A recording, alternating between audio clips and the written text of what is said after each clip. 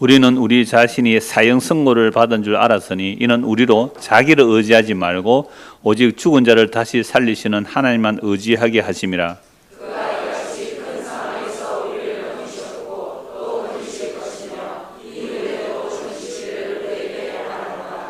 너희도 우리를 위하여 간구함으로 도우라. 이는 우리가 많은 사람의 기도로 얻은 은사로 말미암아 많은 사람이 우리를 위하여 감사하게 하려 함이라. 아멘. 오늘 이 본문의 말씀으로 환난과 고난과 위로라는 제목으로 밴쿠버 1호교회 정승일 목사님 말씀 전가하실 때 많은 은혜가 있기를 바랍니다.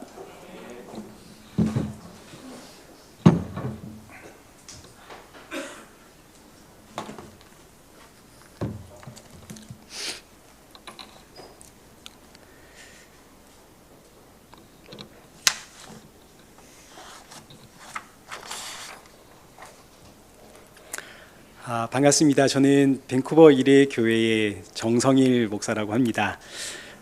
제가 이제 이장우 목사님과 어떤 관계인지 여러분 되게 궁금하시죠? 많은 분들이 궁금해 하시더라고요. 사실 저는 그냥 오랜 시간 저 혼자 이장우 목사님을 저의 멘토로 생각하고 있었는데 연락하기가 참 어려웠습니다. 저는 밴쿠버에서 복음 증가하는 목사입니다. 저도 복음 증가하는 목사입니다.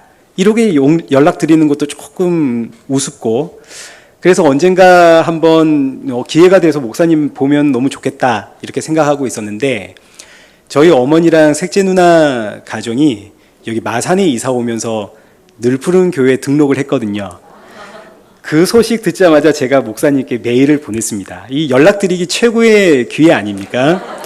그리고 나서 제가 오늘만 기다렸습니다. 한국에 와서 목사님 꼭 뵈야지. 같이 누나들과 함께 와서. 그래서 제가 목사님께 저 한국 갑니다 하고 메일을 보냈는데, 목사님께서 세상에 저에게 오후 예배 설교를 부탁을 하시는 거죠. 심지어 1시간 설교를 해라. 여러분 정말 믿어주셔야 됩니다. 저는 설교할 마음도 없었고, 한다 해도 1시간 설교할 수 있는 능력의 사람이 아닙니다. 그런데 우리 이장우 목사님 아닙니까? 제가 멘토로 생각하는 선생님이 1시간이라고 정해주셨으니까 제가 어떻게 거절을 하겠습니까? 1시간 채워야죠. 이게 쉽지 않은 일인데 제가 한번 해보려고 그럽니다. 근데 저 혼자는 못하고 여러분이 조금 도와주셔야 됩니다. 여러분들에게도 쉽지 않은 일이 될 수 있는데 이게 오후 시간이니까요. 그래도 여러분이 좀 도와주시면 할 수 있습니다. 이게 어렵지 않습니다. 여러분이 집중하시고 호응만 해주시면 됩니다. 저는 지금 준비가 되었는데 어떻게 여러분 1시간 준비되셨습니까? 네. 그럼 이제 오늘 우리 본문의 배경부터 한번 생각해 보겠습니다. 고린도 후서의 배경을 간단히 보자면, 사도 바울이 말 많고 탈 많은 고린도 교회에 고린도 전서를 먼저 기록해서 보냈습니다. 그러자 고린도 전서를 통해서 일부 성도들이 회개하고 예수님께로 돌아오게 되지만, 그러나 여전히 대다수의 많은 성도들은 거짓 교사들의 가르침에 미혹이 되고 또 복음에 대한 오해가 있고 바울의 사도직에 대한 불신도 있었습니다. 그래서 사도 바울이 복음에 대한 오해와 자신의 사도직에 대한 오해를 바로잡기 위해서 고린도 후서를 기록하게 되는데, 오늘 우리가 읽은 본문은 이 고린도 후서를 시작하는 첫 인사말입니다. 이 첫 인사말에서부터 사도 바울은 복음에 대한 오해를 바로 잡고 있는데 굉장히 중요한 말씀이거든요. 우리 1절과 2절은 고린도 교회를 향한 사도 바울의 인사말이니까 우리가 넘어가도록 하고, 우리 3절부터 한번 보도록 하겠습니다. 3절부터 11절까지는 사도 바울이 하나님을 찬양할 수밖에 없는 이유, 성도가 하나님을 찬양할 수밖에 없는 그 이유가 무엇인지를 가르쳐 주고 있는데, 이제 크게 3가지입니다. 우리 3절 한번 보시죠. 우리 함께 읽겠습니다. 시작.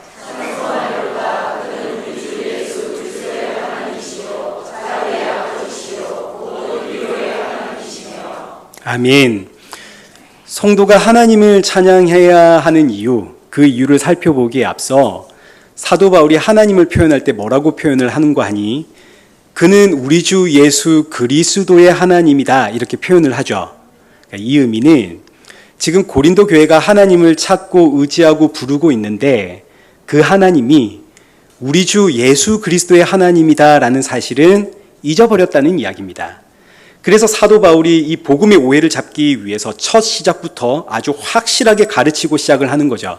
하나님은 우리 주 예수 그리스도의 하나님이라는 사실을 잊지 마십시오. 그러면 하나님은 우리 주 예수 그리스도의 하나님이다. 이건 어떤 의미인가? 이 의미는 하나님은 오직 예수님만의 하나님이신데 그 예수님이 나의 주인이 되심으로 예수님의 하나님이 나의 하나님이 되었다라는 뜻입니다. 그러니 우리가 하나님을 고백하고 묵상할 때는 반드시 예수님 묵상해야 됩니다. 왜냐하면 하나님은 예수님의 하나님이시거든요. 근데 그 예수님이 나의 주가 되심으로 하나님이 나의 하나님이 되었기 때문에 하나님과 나 사이에는 반드시 예수님 계셔야 되는 겁니다. 근데 지금 고린도 교회는 하나님 하나님 나의 하나님 고백하고 부르짖고 신앙 고백은 하고 있는데 그 하나님이 누구의 하나님인가는 잊어버린 겁니다. 우리 주 예수 그리스도의 하나님이 아니라 그냥 바로 다이렉트로 나의 하나님이 되어버린 거죠. 이때 우리의 신앙이 금송아지 신앙이 되는 겁니다. 하나님을 부를 때 예수님을 거치지 않고 부르게 되면 그 하나님이 금송아지가 되는 거죠. 예수님을 거치게 되면 우리가 너무 잘 알지 않습니까? 내가 하나님을 나의 하나님이라고 부를 수 있는 이유는 나를 위해 십자가에 죽으신 예수님 때문인데 나를 살리려고 나로 하여금 하나님을 아버지라 부르게 하려고 십자가에 죽으신 예수 그리스도. 그럼 우리는 이제 하나님을 부를 때마다 하나님을 나의 하나님이라 고백하게 만드신 그 예수님 앞에 감사와 찬양과 경배를 올려드릴 수밖에 없습니다. 근데 하나님과 나 사이에 예수님 사라지면 하나님 나를 사랑하시지. 나를 사랑하시는 하나님이 나에게 좋은 것 안 주실 리가 없지. 하나님이 내 기도 응답 안 해주실 리가 없지. 그러니 우리가 이제 하나님께 기도하기를 하나님 성공시켜 주세요. 하나님 문제 해결해 주세요. 하나님 내 소원 응답해 주세요. 예수님은 나를 위해 피 흘려 십자가에 달려 죽으셨는데 지금도 피 흘리고 계시는데 나는 그 예수님이 안 보이니까 그저 나에게 복 주는 하나님만 찾게 됩니다. 내가 믿는 하나님이 점점 금송아지가 돼가는 거죠. 문제는 오늘 이 시대의 성도들도 너무나 쉽게 하나님을 고백하게 됨으로써 마치 고린도 교회처럼 하나님과 나 사이에 지금 누가 계시는지를 종종 잊어버립니다. 그러니 우리가 꼭 기억해야 됩니다. 하나님과 나 사이엔 나의 주가 되시는 예수님 계십니다. 예수님 계시기에 우리가 하나님 부를 수 있습니다. 예수님 없으면 하나님과 나 사이는 아무런 관계가 없죠. 예수님 없으면 우리는 하나님의 저주와 심판의 대상에 지나지 않습니다. 그래서 히브리서 3장 1절에 그러므로 함께 하늘의 부르심을 받은 거룩한 형제들아 우리가 믿는 도리의 사도이시며 대제사장이신 예수 어떻게 하라고요? 깊이 생각하라고요. 근데 사실은 그 예수님이 바로 이 땅에 오신 하나님 아닙니까? 그러니 예수님을 묵상하는 게 바로 하나님 묵상하는 것이고 예수님 찾는 게 하나님을 찾는 겁니다. 그래서 히브리서 기자가 하늘의 부르심을 입은 거룩한 형제들아 우리 함께 예수를 깊이 생각하자. 저와 여러분은 예수님을 묵상하는 성도입니다. 자, 그러면 이제 성도가 하나님을 찬양할 수밖에 없는 이제 세 가지의 이유를 지금부터 이제 보겠습니다. 첫 번째 이유는 여기 3절에 기록되어 있는 것처럼 하나님은 자비의 아버지고 모든 위로의 하나님이시기 때문입니다. 여기서 자비라고 하는 단어는 긍휼히 여기다, 불쌍히 여기다 이런 뜻이고 위로라고 번역된 이 단어는 가까이 부르다, 내 곁으로 소환하다 이런 뜻을 가지고 있습니다. 그러니까 자비의 아버지, 위로의 하나님이라는 의미는 나를 긍휼히 여기시는 아버지이시기에 자신의 곁으로 나를 부르시는 하나님 이런 뜻이 되는 거죠. 사람은 선악과 이유로 생명의 근원이신 하나님으로부터 끊어진 인생입니다. 생명의 근원이신 하나님으로부터 끊어졌으니까 이게 바로 사망이고 죽음 아닙니까? 그래서 우리는 지금 어떤 상황이냐면 마치 뿌리에서 끊어진 가지와 같은 상황인 거죠. 꺾어진 가지 물병에 담으면 며칠은 살지만 사실은 산 게 아니죠. 결국은 죽죠. 저와 여러분이 지금 이런 상태입니다. 생명의 근원이신 하나님으로부터 끊어진 상태이기 때문에 한 생명이 이 땅에 태어나면 우리는 살았다라고 하지만 사실은 산 게 아니죠. 이미 죽은 자이나 잠시 생명이 붙어 있을 뿐입니다. 그러니 지금 사람들에게 가장 시급한 문제는 생명의 근원이 되시는 하나님께 가야 되는 것인데, 문제는 하나님께서 끊어 놓으셨기 때문에 사람의 힘과 노력과 정성으로는 하나님께 나아갈 수 있다 없다. 무엇보다 하나님으로부터 끊어진 인생은 하나님을 알 수도 없고 하나님을 알 수 없으니 하나님을 찾지도 않습니다. 그러니 내가 어떤 상태인지를 모르죠. 지금 내가 죽음 가운데 있다는 걸 모르고 있습니다. 그러니 하나님께서 이런 나를 부르지 않으면 나는 내 힘으로는 하나님의 품으로 돌아갈 수 있는 방법이 없는데, 그런데 하나님은 자기 백성을 불쌍히 여기시는 아버지이기 때문에 우리를 다시 하나님의 곁으로 부르셨다 이겁니다. 그러니 이 사실을 안다면 어떻게 찬양을 안 할 수 있겠습니까? 하나님께서 나에게 긍휼을 베풀어 하나님의 곁으로 부르셨다는 이 사실, 이거 하나만으로도 우리는 충분히 감격스럽고 하나님께 찬양을 올려드릴 수밖에 없는데, 사실 하나님께서 우리를 자신의 곁으로 부르실 때 우리가 잘 알듯이 하나님께서 대가를 지불하셨죠. 죄의 삭은 사망이라고 하나님께서 말씀하셨고, 하나님의 말씀은 절대적인 법칙이 되기 때문에 하나님께서 자기 자녀, 자기 백성을 불러내기 위해선 죽음이라고 하는 죄의 값을 지불해야 됩니다. 그래서 하나님이 친히 이 땅에 오셔서 십자가에 죽으신 거 아닙니까? 나의 죄값을 지불하려고. 하나님께서 하늘 영광 버리고 이 땅에 오셔서 십자가에 죽으심. 우리가 어떻게 찬양하지 않을 수 있겠습니까? 자, 이제 하나님을 찬양할 수밖에 없는 두 번째 이유는 이제 4절입니다. 우리 함께 읽겠습니다. 시작.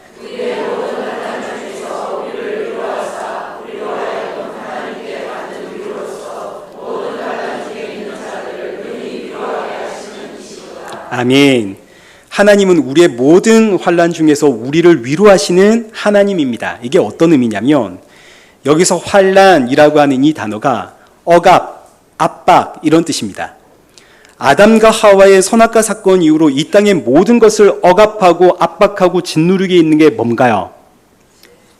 죄와 사망, 죽음이죠. 선악과 사건 이후로 이 땅은 죄와 죽음과 사망에 지금 억눌려 있습니다. 그런데 이런 죽음과 사망 가운데 하나님이 우리를 위로하셨습니다. 위로라는 단어가 앞서 뭐라고 했나요? 자신의 곁으로 부르다, 소환하다 이런 뜻 아닙니까? 그러니 환난 가운데 우리를 위로했다, 이 의미는 죄와 사망에 억눌린 우리를 하나님께서 자신의 곁으로 불러냈다 이런 뜻입니다. 근데 엄밀히 이야기하자면 하나님이 우리를 하나님의 곁으로 불러낸 게 아니라 하나님이 우리 곁으로 오신 거죠. 하나님이 하늘 영광 버리고 사람으로 이 땅 우리 곁으로 오셔서 십자가에 죽으시고, 근데 이걸로 끝난 게 아니라 부활하신 이후에 영으로 나를 찾아와 영원히 나와 함께 하심. 예수님이 내 안에, 내가 예수님 안에. 이것이 저와 여러분이 받은 위로입니다. 그러니 하나님의 위로를 우리가 한마디로 하자면 예수님이 되는 거죠. 죄와 사망에 억눌려 있던 나에게 예수님이 찾아오심. 그러니 어떻게 하나님을 찬양하지 않을 수 있겠습니까? 근데 이제 여기서 끝나는 게 아니라 이어지는 4절 여기 하반절 말씀을 보시면 우리로 하여금 모든 환난 중에 있는 자들을 능히 위로한다 그러십니다. 내가 환난을 경험했기 때문에 환난 중에 있는 자를 위로한다, 이런 이 말씀은 내가 어떤 고난과 어려움을 겪었을 때 그때 비로소 나와 비슷한 고난과 어려움에 있는 사람들을 위로할 수 있다, 이런 뜻은 아닙니다. 물론 지금 내가 힘들어하고 있을 때 나와 비슷한 문제로 힘들어했던 분들이 상담을 해준다면 이제 우리가 어느 정도 위로는 받을 수 있겠죠.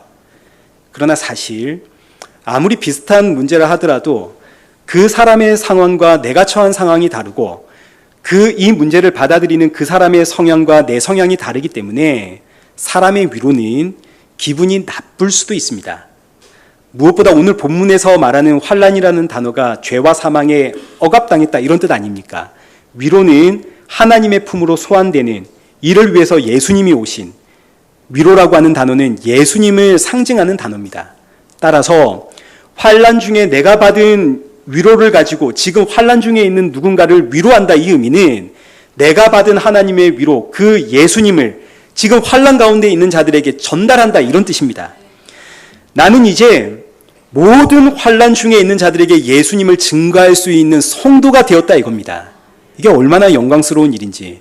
죄와 사망 안에 있던 나에게 예수님이 찾아와 나와 함께 하실 뿐만 아니라 이제는 하나님의 자녀를 찾으시고 부르시고 구원하시는 그 거룩하고 복되고 신령한 일에 나를 참여시켜 주시고 나를 통해 그 일을 이루어 가시니까 내가 어떻게 찬양하지 않을 수 있겠습니까? 하나님을 찬양하는 이유가 확실하지 않습니까? 자, 그런데 우리는 여기서 잠깐 나는 지금 언제 하나님께 감사와 찬양과 영광을 올려드리는지 한번 점검해 봐야 되겠습니다. 여러분 언제 하나님께 감사와 찬양과 영광 올려드리십니까? 우리가 지금 이렇게 복음의 말씀을 들으면 이론적으로는 알죠. 하나님이 나를 살리기 위해 이 땅에 오시어 나를 대신해서 죽으셨을 뿐만 아니라 지금 나와 함께 하시고 나를 하나님의 일에 참여시켜 영혼 구원의 일을 하시니 나는 하나님 찬양합니다. 이게 이론적으로는 내가 알고 아멘을 했는데, 그러나 이제 현실적으로 보면 저와 여러분은 우리가 상상하고 기대하는 것만큼 신앙적으로 훌륭한 사람은 아니죠. 우리는 내가 구원을 받았다는 사실, 하나님의 도구가 되었다는 이런 사실보다는 일단 내 자녀에게 좋은 일 생기면, 직장과 사회와 가정에 좋은 일이 생기면, 이 세상에서 내가 잘 되고 꿈꾸던 일들이 성취가 되고 간절히 바라던 일들이 이루어지면 착착 모든 것이 형통하게 풀어가면 그때 이제 우리는 얼굴이 피고 웃음꽃이 피고 이를 통해서 하나님이 정말 나에게 큰 복을 주셨어 감사와 찬양과 영광을 돌리는 우리는 그런 인생 아닙니까? 우리 모두가 죄와 사망 가운데 태어났기 때문에 삶의 모든 기준이 지금 내가 되어버린 인생이기 때문에 우리는 그런 사람입니다. 선악과 먹었거든요. 오늘도 목사님 말씀하셨지만 창세기 3장 5절의 말씀처럼 선악과 그거 먹는 날에는 너희가 눈이 밝아져서 누구처럼 된다고요. 그러니 선악과 먹고 하나님으로부터 끊어진 인생은 전부 내가 선과악의 기준이고 내가 내 삶의 기준이 되어버렸기 때문에 일단 내가 잘 돼야 내 마음이 편하고 내가 잘 돼야 기쁘고 즐겁고 웃을 수 있습니다. 물론 이런 나를 구원하기 위해 예수님 십자가에 죽으셨고 부활하셨고 이제는 영으로 나와 함께 하시지만 그럼에도 불구하고 우리의 본성은 죄와 사망에서 태어났기 때문에 여전히 삶의 기준이 납니다. 지금 여러분 이렇게 앉아 있어도 저 역시 삶의 기준, 생각의 기준이 납니다. 그러니 사도 바울의 고백이 우리가 잘 아는 로마서 7장 21절 이하에 내가 한 법을 깨달았노니 내 속사람은 하나님의 법을 즐거워하지만 내 안에 있는 다른 법, 죄의 법이 나를 자꾸 사로잡는도다. 오라 나는 공고한 사람이로다. 이 사망의 몸에서 누가 나를, 이게 바로 저와 여러분의 지금 현재 상태입니다. 그래서 저와 여러분은 본능적으로 하나님께서 원하시는 찬양과 그 영광을 돌리지를 못합니다. 하나님은 우리를 향해 너희들 이 죄와 사망의 땅에서 나와라 이러시는데 우리의 본성은 이 땅을 사랑하죠. 이 땅에서 사는 게 재밌고 행복하고 기쁘고 그래서 자꾸만 이 땅의 것을 가지고 하나님께 찬양과 경배와 영광을 돌리려고 하니까 하나님이 얼마나 답답해 하시겠습니까? 그래서 하나님이 우리에게 뭘 주시나요? 고난을 주시죠. 고난을 통해서 하나님이 원하시는 감사와 찬양과 영광을 우리를 통해 받아내시는 겁니다. 자, 이제 이게 오늘 세 번째 하나님을 찬양하는 목적, 이유가 되는데 일단 우리 욥을 한번 생각해 보십시다. 욥이 얼마나 의인입니까? 자녀들이 생일잔치를 하면 생일잔치하는 가운데 자녀들이 혹 죄를 지었을까봐 다음 날이 되면 자녀들 다 불러 모아가지고 하나님 앞에 회개의 제사를 드렸던 사람이고 또 욥이 재산이 많은 사람이죠. 손꼽히는 부자 아닙니까? 양이 7,000마리, 낙타 3,000마리, 소가 500마리, 성경에 그 재산이 기록될 만큼 부자입니다. 그러나 하나님은 욥의 감사와 회개와 찬양을 원하지를 않으십니다. 성경은 욥을 의인이라고 표현을 하고 있지만 이는 의롭다 하나님이 칭해 주신 것이지 진짜 욥이 의인은 아니죠. 의인은 예수님 한 분이고 이 땅의 모든 사람은 죄인입니다. 욥이 하나님의 사랑을 받는 것은 은혜의 영역이고 욥이 고난을 받는 것은 욥의 신앙을 바르게 교정시키는 하나님의 사랑의 영역입니다. 욥이 지금 자녀들을 위해 드리는 제사는 이 땅에서 자녀들이 하나님께 벌을 받지 않았으면 좋겠다라는 마음으로 드리는 제사고, 욥이 드리는 감사와 찬양은 이 땅이 평안하니까 이 평안을 계속 유지하기 위해서 드리는 감사와 찬양의 예배입니다. 하나님이 원하시는 게 아닙니다. 그래서 하나님이 욥에게 뭐 주시나요? 감당할 수 없는 고난 주시죠. 그야말로 살 소망이 끊어지는 고난 주십니다. 욥이 한동안 내가 왜 이런 고난 받아야 되는지 이해를 못합니다. 하나님께 따지죠. 대체 하나님 뜻이 뭡니까? 왜 내가 이런 고난 당해야 됩니까? 마지막에 욥이 깨닫습니다. 내가 죄인이구나. 근데 하나님께서 이런 나를 포기하지 않고 붙잡아서 마침내 구원을 하시는구나. 그래서 욥의 마지막 고백이 찬양입니다. 나에게 고난을 주심에 찬양. 그리고 이걸로 끝나는 게 아니라 욥을 통해서 욥과 논쟁하던 3명의 친구들이 구원을 받죠. 세상에 이런 나를 통해 하나님께서 영혼 구원의 사역을 이루어 가시는구나. 하나님 앞에 감사와 찬양을 올려드리는 욥. 오늘 본문의 내용과 완전히 똑같습니다. 저와 여러분이 욥입니다. 이 땅에서 좋은 일, 행복한 일로 하나님께 감사와 찬양 올려드립니다. 근데 하나님이 그거 원하지를 않습니다. 그래서 우리에게 고난을 줍니다. 고난을 주시면 우리는 그때 이 죄와 사망에서 나를 구원하신 하나님, 죽은 자를 다시 살려내시는 그 하나님을 바라보며 찬양을 하게 되는 거죠. 언제나 항상 반드시 그렇습니다. 예수님 이 땅에 오시는 그날까지 불변하는 공식입니다.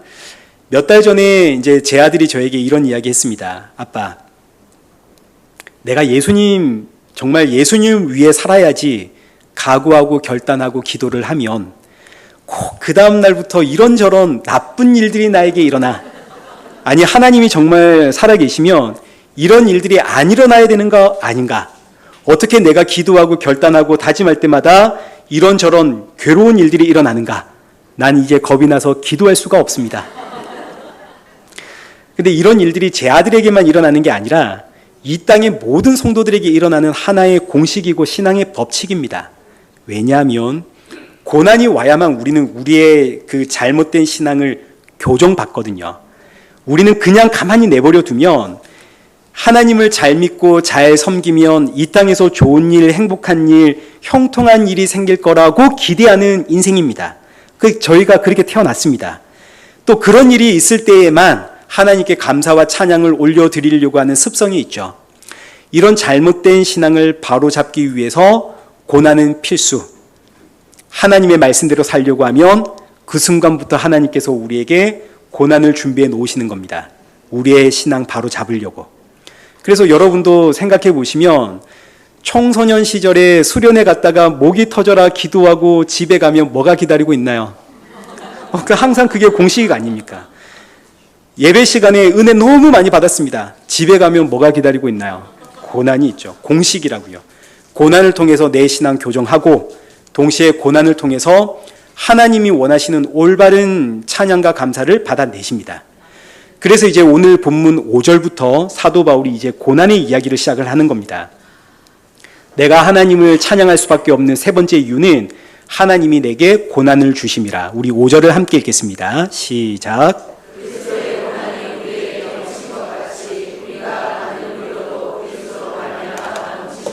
아멘. 사도 바울이 이제 우리에게 그리스도의 고난이 넘쳤다고 고백을 합니다. 그럼 이제 우리는 그리스도의 고난이 뭔지를 좀 알아야겠죠. 단순히 우리가 그리스도의 고난, 예수님의 고난을 생각을 해보자면 십자가 아닙니까? 예수님께서 매맞고 십자가에 달리심이 그리스도의 고난. 근데 여기서 이제 좀 더 깊이 나아가면 예수님이 이 땅에 오신 것 자체가 고난이죠. 빌립보서 2장 6절 이하의 말씀처럼 하나님의 본체이신 예수님이 그 하늘 영광을 버리고 자기를 비워 종의 형체, 곧 사람의 모양으로 이 땅에 오셔서 자기를 낮추시고 십자가에 죽으심. 이 모든 것이 예수님의 고난입니다. 그런데 이 고난이 우리에겐 넘쳤다. 나에겐 넘쳤다. 이게 쉽게 이해가 안 되죠. 아니, 어떻게 예수님의 고난이 나에게 넘쳤는가? 나는 예수님처럼 태어난 것도 아니고, 예수님처럼 발가벗겨져서 매 맞은 것도 아니고, 십자가에 달린 것도 아니고, 이게 쉽게 이해할 수 없는 내용인데, 고난이라고 하는 이 단어의 뜻을 알면 이제 좀 쉽게 다가옵니다. 고난이라고 하는 이 단어의 원 의미는 뭐냐면, 내가 배운 게 있습니다. 내가 아는 게 있죠. 내가 가르침을 받은 게 있습니다. 그런데 내가 경험하게 되는 현실이 다를 때, 내가 배운 것과 내가 경험하는 것이 다를 때, 이때 여기서 경험하게 되어지는 육체적이고 정신적인 충돌, 이게 고난이라는 뜻입니다.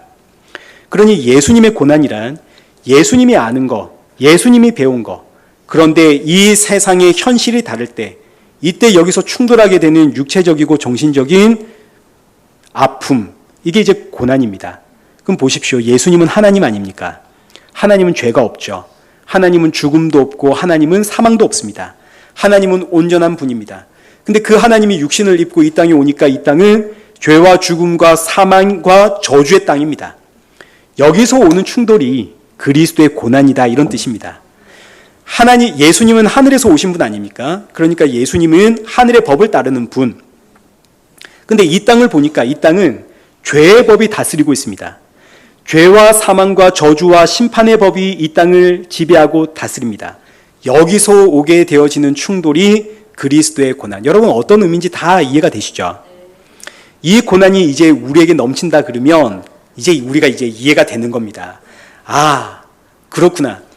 저와 여러분이 예수 그리스도 안에서 새로운 피조물이 되지 않았습니까?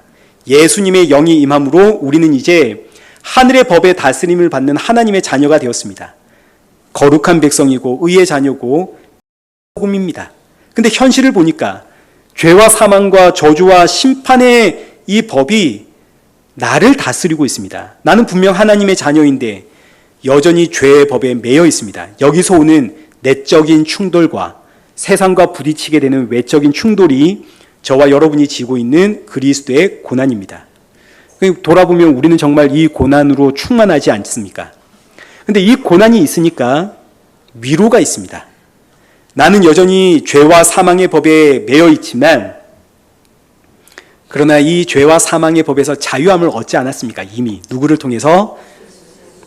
예수님이 나를 대신해 십자가에 죽으셨을 뿐만 아니라 그 피가 지금도 나를 덮고 있기 때문에 비록 형실은 죄와 사망에 매여 있긴 하지만, 그러나 죄와 사망이 나를 죄와 사망으로 끌고 갈 수는 없죠. 그래서 5절 하반절에 우리가 받는 위로가 그리스도로 말미암은 것이다 라고 이야기를 하는 겁니다.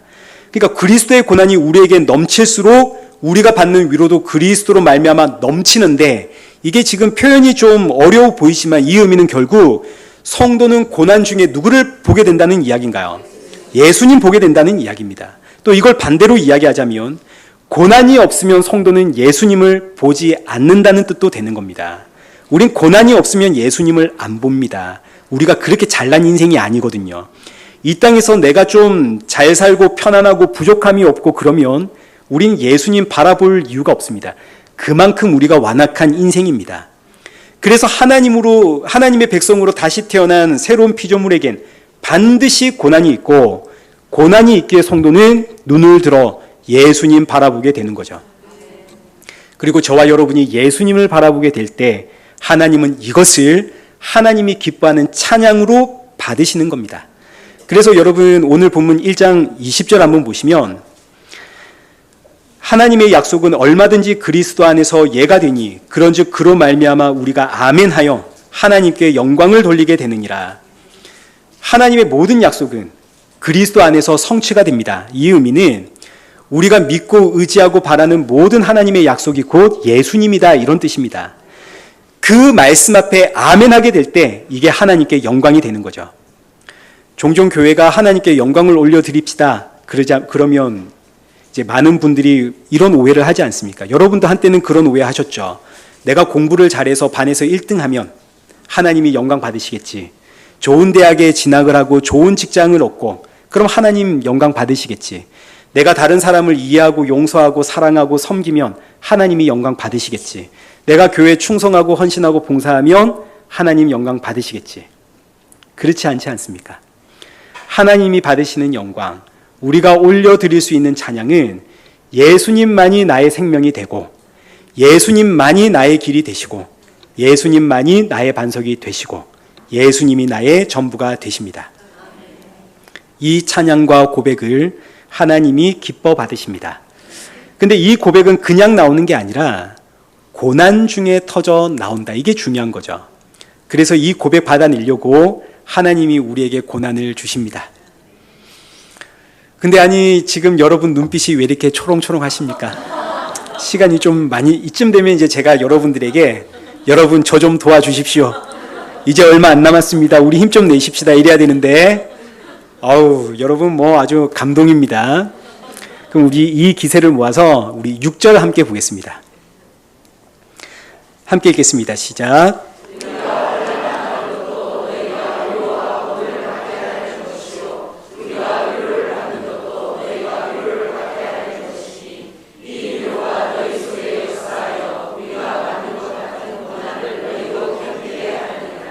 아멘. 사도 바울이 우리가 환난을 받는 또 다른 이유를 설명하고 있는데 여기서 환난이란 우리 앞서 보았듯이 억압이라는 뜻입니다. 환난과 고난은 이제 우리 말로는 비슷한 뉘앙스이긴 하지만 이 원어에는 다릅니다. 환난은 죄에 억압받는 상태를 뜻하는 것이고 고난은 내가 아는 것과 현실에서의 차이에서 오는 충돌, 이게 이제 고난입니다. 사도 바울이 지금 환난 당하고 있습니다. 죄의 억압을 받고 있죠. 그러나 이 죄의 억압을 받을수록 이 죄에서 나를 구원하신 예수님 바라보게 됩니다. 그리고 이렇게 예수님을 바라보고 있는 나의 모습이 너희에게 위로와 구원의 메시지가 된다. 지금 이 이야기입니다. 그리고 이어지는 6절 중반절에 우리가 위로를 받는 것도 너희가 위로를 받게 하려는 것이니, 우리가 위로를 받았다는 의미는 앞서 보았듯이 하나님의 위로가 예수님 아닙니까? 우리가 위로를 받았습니다. 예수님을 받았습니다. 우리가 예수님을 받은 이유는 너희가 예수님을 받게 하기 위함이다. 이 말씀이 이제 저와 여러분을 하나님께서 부르신 이유고 목적이고 그리고 성도의 사명입니다. 하나님께서 저와 여러분을 먼저 부르신 이유는 누군가에게 예수님을 증거하게 하려고입니다. 그래서 우리를 증인이라 하는 거 아닙니까? 우리의 위로받음은 너희의 위로를 받게 하기 위함이다. 우리를 먼저 부르심은 너희에게 예수님 전하게 하기 위함이다. 이건 공식입니다. 저희 어머니가 예수님을 먼저 믿게 되었거든요. 그 결과 저희 아버지가 예수님 믿게 되고 그 결과 저희 온 가족이 신앙생활을 하는 가정이 되었습니다. 이건 이제 가정에만 적용되는 법칙이 아니라 직장에서도 사회생활에서도 동일하게 적용되는 법칙입니다. 내가 구원받은 것은 누구를 위한 건가요? 누군가의 구원을 위한 거죠. 항상 기억을 해야 됩니다. 저와 여러분의 존재는 예수님을 증거하기 위함이다. 근데 여기 이제 10대들이 여기 앞에 앉아 있는데 여러분의 지금 삶의 목적은 공부를 잘해가지고 좋은 대학에 가는 게 아닙니다. 난 지금 예수님의 증인으로 서 있는가? 이게 지금 중요한 겁니다.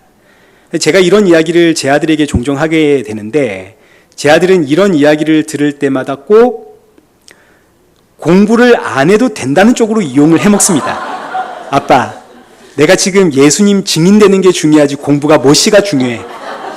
답답하죠. 답답해요. 정말 예수님의 증인으로 살아가는 학생이라면 이런 이야기는 할 수가 없거든요. 학생의 위치는 학교고 학교는 공부를 하는 장소고, 그런데 학교에 가서 공부가 무엇이 중요해? 예수님 전하는 게 중요하지.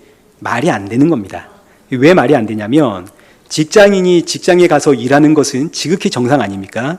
근데 직장에 갔는데 일을 안 합니다. 이 일하는 게 무엇이 중요해? 내가 지금 예수님의 증인 되는 게 중요하지. 말이 되나요? 안 되나요? 이런 사람은 예수님의 증인이 되는 게 아니라 욕을 많이 먹을 뿐입니다. 그래서 제 아들이 저희 집에서 항상 배가 부릅니다. 저에게 욕을 많이 먹거든요.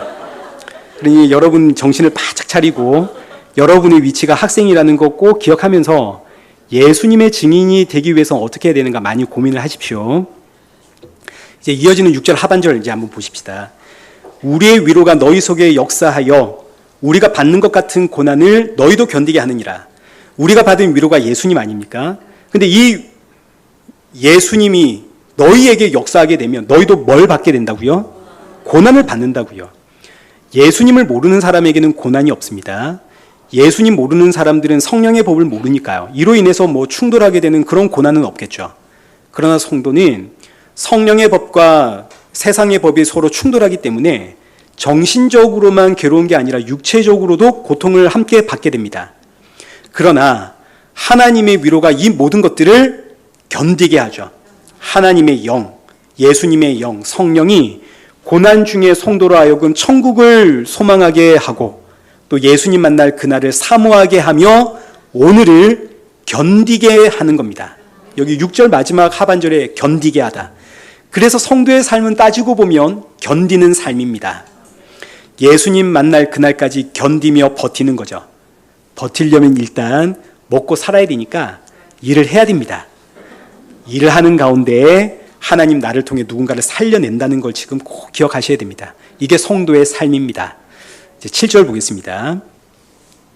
너희를 위한 우리의 소망이 견고함은, 여기서 우리의 소망이 견고하다는 이야기는 너희의 구원이 확실하다 이런 표현입니다. 너희의 구원이 왜 확실하냐면 이어지는 말씀, 너희가 고난에 참여한 자가 된 것이 곧 구원의 증거이기 때문이다. 고난이 있다는 사실 그 자체가 내가 하나님의 백성이라는 증거가 되는 거죠. 자꾸 반복하지만 이 고난은 세상 사람들이 당하는 고난과는 다른 겁니다. 세상 사람들이 당하는 고난은 지금 우리가 살고 있는 이 땅이 하나님으로부터 끊어진 땅, 지옥 아닙니까? 그래서 이 땅의 모든 사람들이 겪는 고난인 것이고, 성경이 말하는 고난은 하나님의 법과 세상의 법이 충돌하면서 오는 고난입니다. 이런 고난은 오직 성도들에게만 있는 고난이기 때문에 고난 자체가 너가 하나님의 백성이라는 증거가 된다. 자, 그리고 나서 이제 사도 바울이 8절과 9절에서 자신의 고난을 이야기하는데, 이제 우리 8절과 9절을 한 목소리로 읽겠습니다. 시작.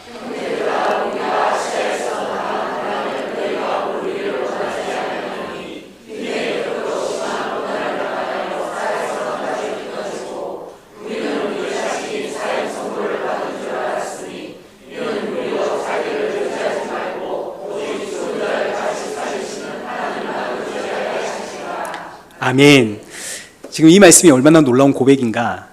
사도 바울이 자신의 이 고난을 이야기를 하는데 사실 사도 바울만큼 고난이 많았던 사도가 없죠.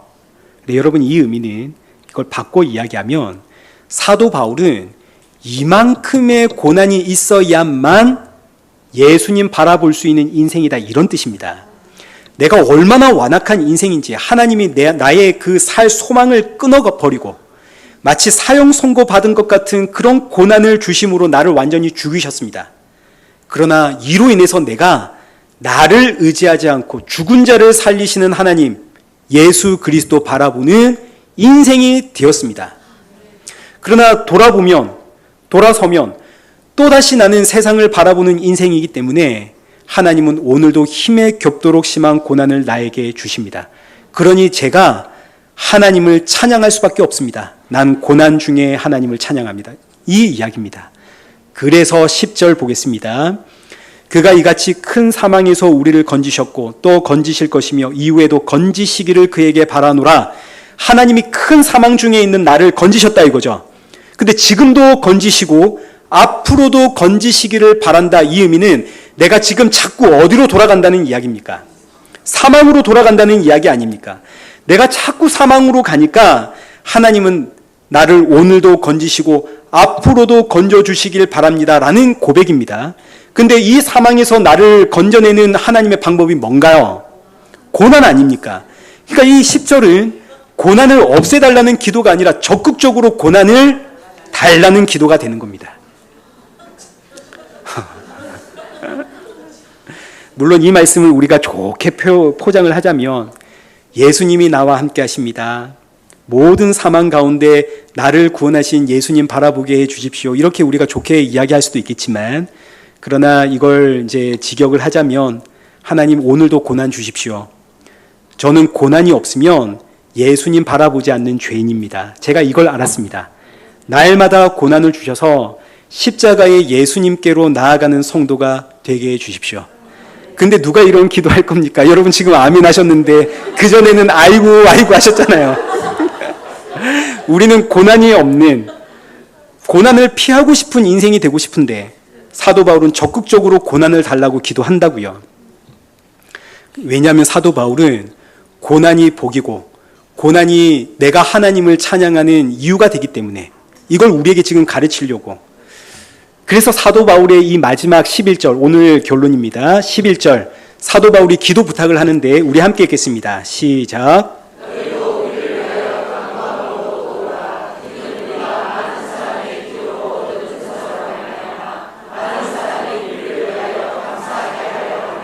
아멘. 사도 바울이 지금 기도 부탁을 하죠. 너희도 이를 위해 간구함으로 도우라. 그러니까 이 의미는 사도 바울도 고난이 찾아오면 너무 힘들고 무섭고 괴롭고 고통스럽다는 뜻입니다.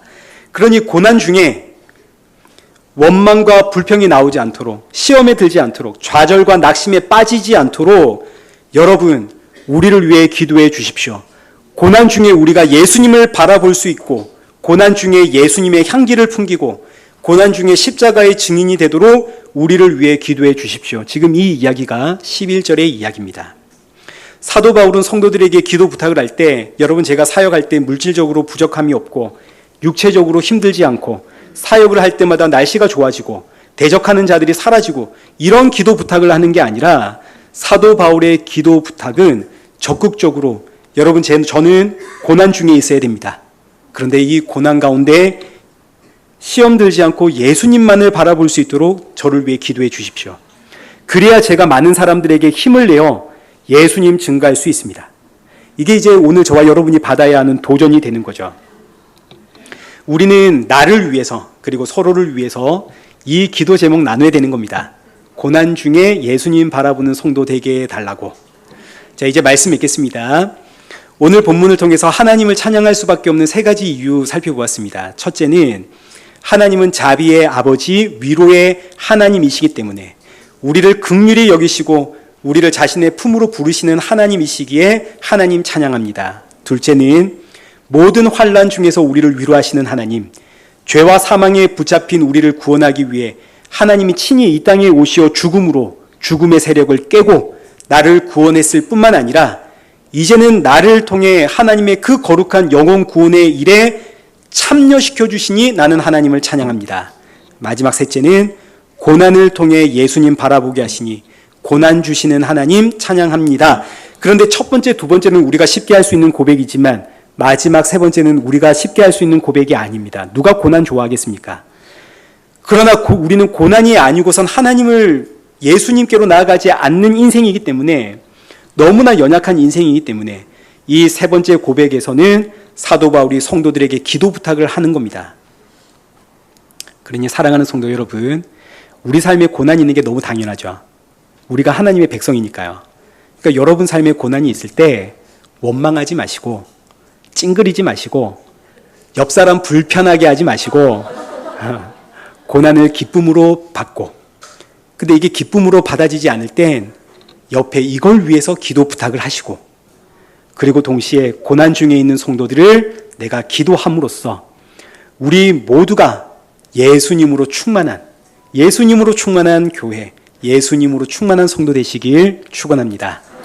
기도하겠습니다. 살아계신 하나님 아버지, 오늘 말씀을 통해서 참된 감사와 찬양은 고난 중에 터져 나옴을 보았습니다. 고난 중에 나를 위로하시는 하나님, 이 의미가 어떠한지를 깨달아 고난 중에 날 구원하신 예수님 더욱 깊이 묵상하며 감사하며 찬양하는 성도가 되게 하시고, 자격 없는 나의 하루하루의 일상을 통해 영혼 구원이라는 놀라운 하나님의 사역이 이루어진다는 사실 앞에 더욱 힘써 주어진 하루에 충성하는 성도가 되게 하여 주옵소서. 예수님의 이름으로 기도드리옵나이다. 아멘.